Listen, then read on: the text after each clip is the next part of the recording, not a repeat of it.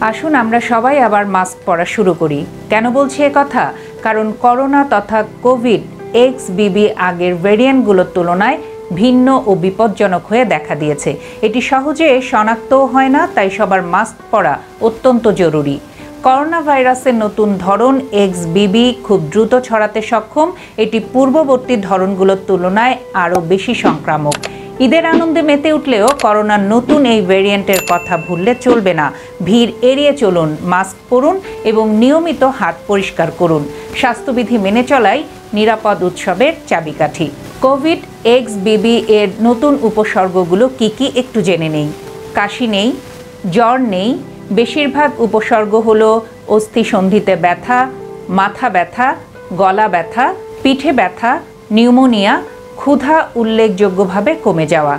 এই উপসর্গগুলো সাধারণত দেখা যায়। উপসর্গগুলো খুব অল্প সময়েই মারাত্মক আকার ধারণ করে এবং কখনো কখনো কোনো স্পষ্ট উপসর্গ না দেখেই অবস্থা খারাপ হতে শুরু করে। তাই আরও বেশি সতর্ক থাকা প্রয়োজন।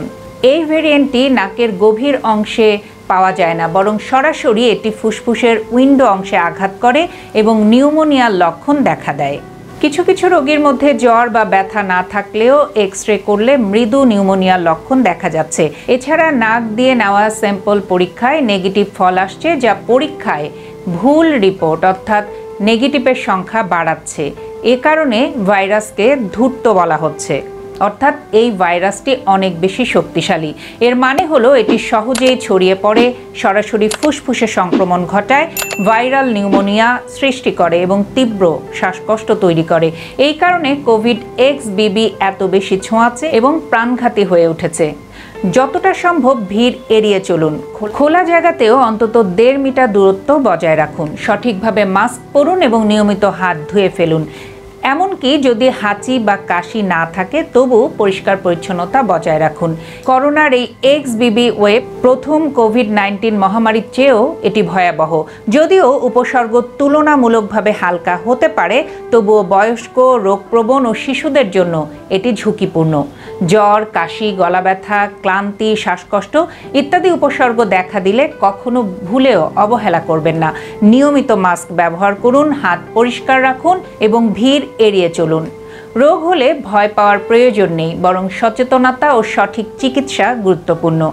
চিকিৎসকের পরামর্শ মেনে চলুন, বিশ্রাম নিন এবং স্বাস্থ্যবিধি অনুসরণ করুন। ইতিবাচক মনোভাব বজায় রাখুন। সাবধানতা ও সচেতনতা আপনাকে দ্রুত সুস্থ হতে সাহায্য করবে এবং অন্যদেরও সুরক্ষিত রাখবে। স্বাস্থ্যবিধি মানলে সংক্রমণের ঝুঁকি অনেকটা কমানো সম্ভব। সতর্ক থাকুন, নিজে বাঁচুন, অন্যকে বাঁচান। আর প্রয়োজনে এই ধরনের সতর্কতামূলক পোস্টগুলো বেশি বেশি করে সবার মাঝে ছড়িয়ে দিন। ভালো থাকবেন সবাই, নিজের যত্ন নেবেন এবং করোনার এই নতুন ভেরিয়েন্ট XBB সম্পর্কে সচেতন থাকবেন।